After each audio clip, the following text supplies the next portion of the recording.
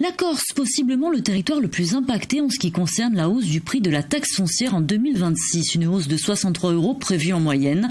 Le député nationaliste du groupe Lyot, Paul-André Colombagne, a fait part de ses craintes en s'adressant au gouvernement.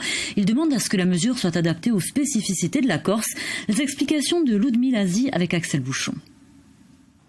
Le ministère de l'économie décide d'affiner la base de calcul de la taxe foncière. Après la mise à jour des données, 7,4 millions de logements seront concernés par la hausse de cette réforme.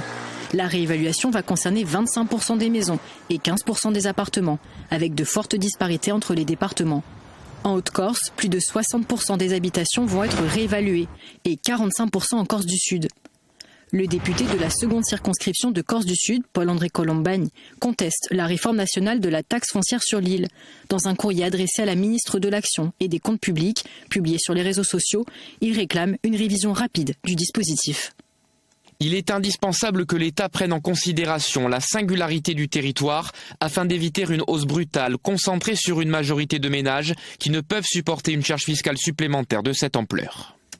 Le calcul de la taxe foncière prend donc en compte la taille de l'habitation et 6 caractéristiques dites de confort. Le raccordement à l'eau, à l'électricité, si le logement dispose d'une baignoire, d'une douche, d'un WC, d'un lavabo et de chauffage. À chacune de ces caractéristiques, une superficie supplémentaire est donc attribuée. Un courrier général sera envoyé aux propriétaires concernés début 2026. En cas de désaccord, ces derniers auront jusqu'à juin 2026 pour contester la présence d'éléments de confort et le calcul.